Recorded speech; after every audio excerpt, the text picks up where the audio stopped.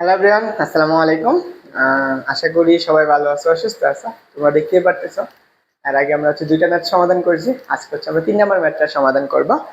And আজকের ম্যাথটা আমাদের আমরা জানি যে আমরা কোন টপিকটা পড়তেছিলাম, ইলেকট্রিক্যাল ডিজাইনের কি ওভারহেড লাইন। এই টপিকে আমরা আগে দুইটা ম্যাথ করছিলাম। আজকে আমরা 3 নম্বর ম্যাথটা করব। 3 নম্বর ম্যাথ দেখো এখানে লেখা আছে 9.3 এক্সাম্পলের আমাদের পাওয়ার ইলেকট্রনিক্স বইয়ের এই চ্যাপ্টারটা সবার আছে। আমি আবারও বলতেছি, আমি নিজের পড়ার জন্য আমি ভিডিওটা তৈরি করতেছি। যদি তোমাদের প্রয়োজন হয় তোমরা দেখতে পারো, যদি তোমার কারো সমস্যায় থাকো। দেখো আমার এখানে কি বলছে, প্রশ্নটা একটু পড়ি।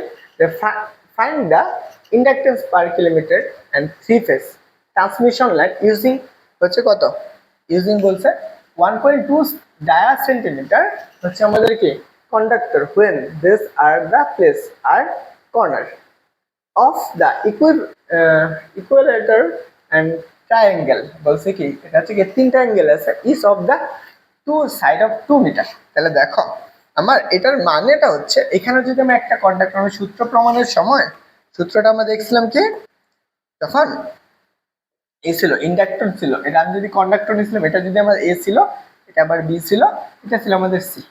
এই তিনটা কন্ডাক্টরের প্রত্যেকটার জন্য আলাদা আলাদা একটা দূরত্ব ছিল। এটার জন্য একটা দূরত্ব, এটার জন্য আমাদের আরেকটা দূরত্ব। এটা যদি কন্ডাক্টর এ হয়, এটা আমার বি, আর এটা সি। এটা আমার কি ছিল D1, এটা D2, আর এটা আমার কি ছিল D3 দূরত্ব ছিল। এই তিনটা আমরা কি পাইছিলাম, কন্ডাক্টর পাইছিলাম না?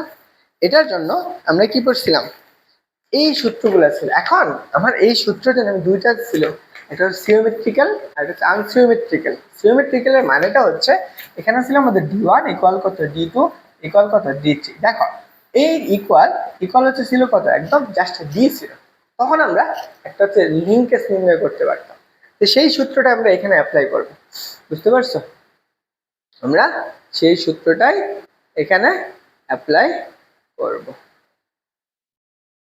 ওকে, দেখো এখন আমার এই সূত্র অনুসারে যে সূত্রটা আমরা জানি, যে ম্যাথটা আমরা করব, এখানে আমরা কি কি দেওয়া আছে সেগুলো একটু আমরা এই পাশে লিখে নিতে পারি। নাও দেখো এই পাশে আমার কি কি দেওয়া আছে। একটা দেওয়া আছে যে ডায়া সেন্টিমিটার মানে ব্যাস দেওয়া আছে, এই যে এইখান থেকে এইটুকুর ব্যাস দেওয়া আছে, যে আর এর মানটা দেওয়া আছে ক্যাপিটাল আর 1.24 সেন্টিমিটার। তাহলে আমরা কি জানি, আমরা সূত্রের ক্ষেত্রে ব্যাসার্ধ জানি না।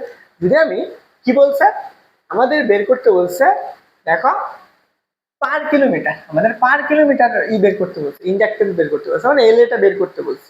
তাহলে এখন আমি ইন্ডাকটেন্স যদি ফেজ পার মিটারটা আমি চিন্তা করি, আমি সূত্র কি পড়ছিলাম, ফেজ পার ইন্ডাকটেন্স। আমি দেখো ইন্ডাকটেন্স ফেজ পার কত মিটার, বুঝতে পারছো? ফেজ পার মিটার এটা সূত্র কি ছিল, 10 টু দি পাওয়ার -4। এখানে কত 1/2, কত ছিল 1/2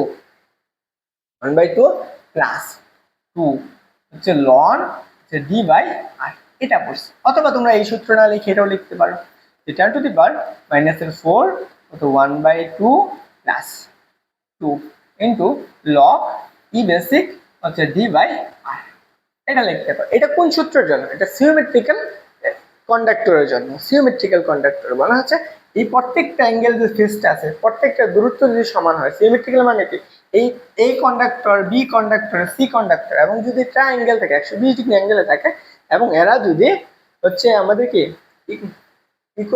ইকুয়ালেটর আমাদের কি ট্রায়াঙ্গেল থাকে, মানে প্রত্যেকটা কোণের সমান থাকে, তখন আমাদের কি সিওমেট্রিক্যাল হয়। সেই ক্ষেত্রে আমি এই সূত্রটা অ্যাপ্লাই করতে পারি।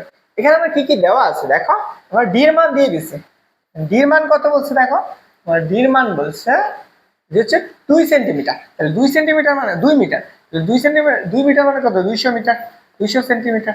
এবং আমি কি পাইছি, আর এর মানটা পাইছি কত সেন্টিমিটারে দেওয়া আছে, এটাকে আমি তুমি 2 দ্বারা ভাগ করে দাও। তাহলে এখানে আমি লিখতে পারি, তাহলে দেখো 10 to the power 4 into 1/2 plus 2, এটাকে আমি লন দ্বারা লিখলাম তোমাদের আমার সুবিধার্থে। আমি কারেন্ট ক্যালকুলেটর লন মান বের করতে বেশ সহজ। ডির মান কত, ডির মান 200 সেন্টিমিটার।